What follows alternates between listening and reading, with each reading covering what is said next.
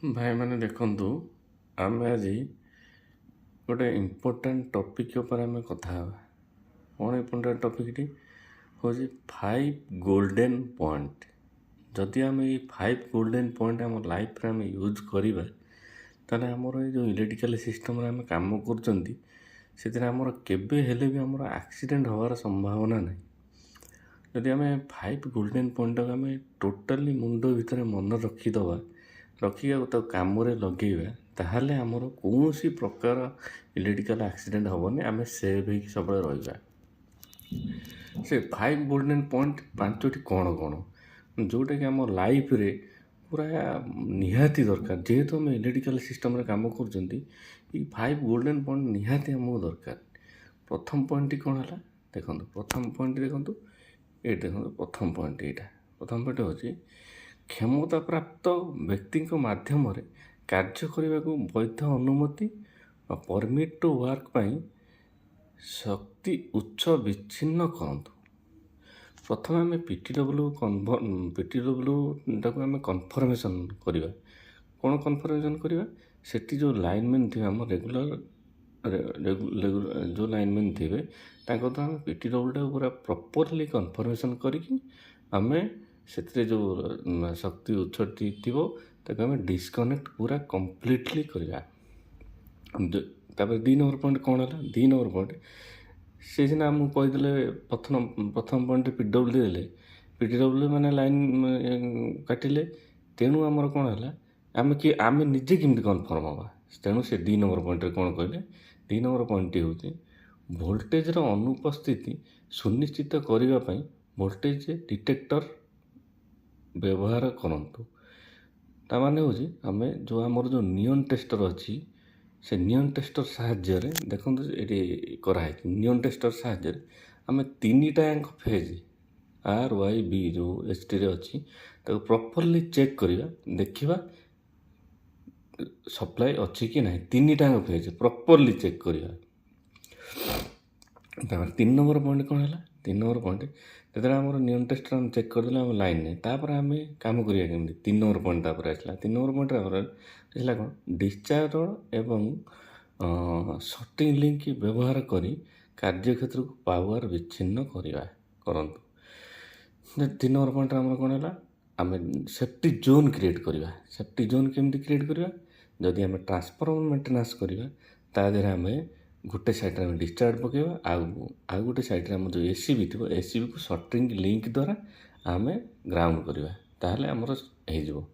ଯଦି ଆମ ସେଇ ସିଷ୍ଟମ୍ରେ ଆମର ଧର କୌଣସି ଜାଗାରେ ଗୋଟେ ଆମର ଫିଡର ମେଣ୍ଟେନାନ୍ସ ହେଉଥିବ, ତାହେଲେ ଆମର ଏପଟ ସାଇଡ଼୍ରେ 3ଟା ଡିସଚାର୍ଜ ପକାଇବା, ଷ୍ଟାର୍ଟିଂ ପଏଣ୍ଟରେ 3ଟା ଡିସଚାର୍ଜ ପକାଇବା, ତାପରେ ଏଣ୍ଡିଂ ପଏଣ୍ଟରେ ଫେର୍ 3ଟା ଡିସଚାର୍ଜ ପକାଇକି ତାକୁ ଆମେ ସେଫ୍ଟି ଜୋନ୍ କ୍ରିଏଟ୍ କରିବା, କରିକି ତାପରେ ଆମେ କାମ କରିବା।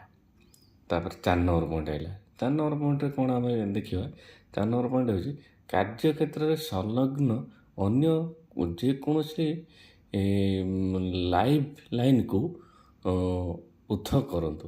ୟାର ଅର୍ଥ ହେଉଛି ଆମର ଧର ବ୍ୟାକ୍ ଫିଡ଼ିଂ ସିଷ୍ଟମ୍ କେଉଁଠି ଥିବ, ଧର ଆମର ଗୋଟେ ଫିଡ଼ରରେ ଆମେ କାମ କରୁଛନ୍ତି, ତାର ଆଉ ଗୋଟେ ଫିଡ଼ରରୁ ଆମର ସପ୍ଲାଇଟି ରହିଥିବ, ତାକୁ ଆମେ ଚିହ୍ନଟ କରିକି ବିଚ୍ଛିନ୍ନ କରିବା।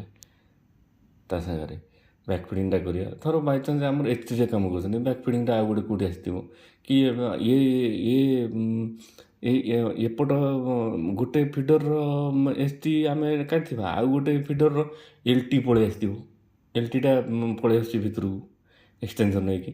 ତେଣୁ ତାକୁ ଆମେ ଚିହ୍ନଟ କରିବା, ଆଉ ତାକୁ ଡିସକନେକ୍ଟ କରିବା, ପୁରା କାଟିକି ତାପରେ ଆମେ କାମ କରିବା। ତାପରେ 4 ନମ୍ବର ପଏଣ୍ଟ ଗଲା। ତାପରେ ହେଉଛି ଆମର 5 ନମ୍ବର ପଏଣ୍ଟ। 5 ନମ୍ବର ପଏଣ୍ଟ ହେଉଛି କାର୍ଯ୍ୟରେ ଆବଶ୍ୟକତା ଅନୁଯାୟୀ ସିଡ଼ି ଏବଂ କର୍ମଚାରୀ ସୁରକ୍ଷା ଉପକରଣ ବ୍ୟବହାର କରନ୍ତୁ। କାରଣ କ'ଣ ଏଇଟା? 5 ନମ୍ବର ପଏଣ୍ଟ, ପ୍ରପର୍ ଡିଷ୍ଟାନ୍ସ। ଧର ଯେଉଁଠି ଆମର 11 KB ଯେଉଁଠି ଅଛି, ପ୍ରପର୍ ଡିଷ୍ଟାନ୍ସରେ ଆମେ ପ୍ରପର୍ ସିଡ଼ି ପକାଇକି ଆମେ କାର୍ଯ୍ୟ କରିବା। 5 ନମ୍ବର ପଏଣ୍ଟଟା ହେଉଛି ଆମେ ଯେଉଁ ଜାଗାରେ ଧର ଆମର 11 KB ଅଛି, ଆମେ ଏ ବି ସୁଇଚ୍ ମେଣ୍ଟେନାନ୍ସ କରିବା, ଆମର ସିଙ୍ଗିଲ୍ ଏଫ୍ଆର୍ପି ଆମର ସେଠି ଲାଗିବନି, ଆମେ ଡବଲ୍ ଏଫ୍ଆର୍ପି ପକାଇକି କାମ କରିବା। ଆଉ ସେ ସିଡ଼ିକି ଆମେ ଚେକ୍ କରିବା, ସିଡ଼ିଟା ଭଲ ଅଛି କି ନାହିଁ, ଆଉ ତାପରେ ସିଡ଼ି ପକାଇଲା ପରେ ଆମେ ତା ଟପ୍ଟାକୁ ବାନ୍ଧିକି ତାପରେ ଆମେ କରିବା। ଏଥିରେ ଆମେ ଜାଣିଲେ କ'ଣ 5ଟି ଆମର କ'ଣ ପଏଣ୍ଟ ଆସିଗଲା। ପ୍ରଥମ ପଏଣ୍ଟ ହେଉଛି ପ୍ରଥମ ପଏଣ୍ଟଟି ଆମର ହେଲା କ୍ଷମତାପ୍ରାପ୍ତ ବ୍ୟକ୍ତିଙ୍କ ମାଧ୍ୟମରେ କାର୍ଯ୍ୟ କରିବାକୁ ବୈଧ ଅନୁମିତ ବା ପରମିଟ୍ ଟୁ ୱାର୍କ ପାଇଁ ଶକ୍ତି ଉତ୍ସକୁ ବିଚ୍ଛିନ୍ନ କରନ୍ତୁ। ପ୍ରଥମ। ଦ୍ୱିତୀୟଟି ହେଲା ଭୋଲ୍ଟେଜର ଅନୁପସ୍ଥିତି ସୁନିଶ୍ଚିତ କରିବା ପାଇଁ ଭୋଲ୍ଟେଜ ଡିଟେକ୍ଟର ବା ନିଅନ୍ ଟେଷ୍ଟର ବ୍ୟବହାର କରନ୍ତୁ। ତୃତୀୟଟି କ'ଣ ହେଲା ଡିସଚାର୍ଜ ଏବଂ ଅଥବା ସର୍ଟିଂ ଲିଙ୍କ ବ୍ୟବହାର କରି କାର୍ଯ୍ୟକ୍ଷେତ୍ର ପାୱାର ବିଚ୍ଛିନ୍ନ କରନ୍ତୁ ଅବା ସେଫ୍ଟି ଜୋନ୍ କ୍ରିଏସନ୍ କରନ୍ତୁ। 4 ନମ୍ବର ପଏଣ୍ଟ କ'ଣ ହେଲା ଆମର କାର୍ଯ୍ୟକ୍ଷେତ୍ରରେ ସଂଲଗ୍ନ ଅନ୍ୟ ଯେକୌଣସି ଲାଇଭ୍ ଲାଇନ୍କୁ ପୃଥକ କରନ୍ତୁ। କ'ଣ ମାନେ ଯେଉଁ ସାଇଡ଼୍ରେ ଆମର ବ୍ୟାକ୍ ଫିଡ଼ିଂ ଥିବ ଆଉ ଏଲ୍ଟିର ବ୍ୟାକ୍ ଫିଡ଼ିଂ ଥିବ ଟୋଟାଲ୍ ଆମେ ଚିହ୍ନଟ କରି ତାକୁ ଆମେ ଡିସ୍କନେକ୍ଟ କରିବା। 5 ନମ୍ବର ପଏଣ୍ଟ କ'ଣ କାର୍ଯ୍ୟର ଆବଶ୍ୟକତା ଅନୁଯାୟୀ ସିଡ଼ି ଏବଂ କର୍ମଚାରୀ ସୁରକ୍ଷା ଉପକରଣ ବ୍ୟବହାର କରନ୍ତୁ। କାର୍ଯ୍ୟର ଆବଶ୍ୟକତା ପ୍ରପର୍ ଡିଷ୍ଟାନ୍ସକୁ ଆମେ ପ୍ରପର୍ ସିଡ଼ି ପକାଇବା ଏବଂ ଆଉ ଅଲ୍ ପିପି ଯେଉଁ ଅଛି ଆମେ ଯେଉଁ ଆମର ପର୍ସନାଲ୍ ପ୍ରୋଟେକ୍ଟିଭ୍ ଇକ୍ୟୁପମେଣ୍ଟ ତାକୁ ପୁରା ଚେକ୍ କରିବା ସବୁ ଜିନିଷ ଭଲ ପୁରା ପ୍ରପର୍ଲି ଭଲ ଥିବ ତାପରେ ଆମେ ତାକୁ ନେଇକି କାର୍ଯ୍ୟ କରିବା। ଜୟ ଜଗନ୍ନାଥ।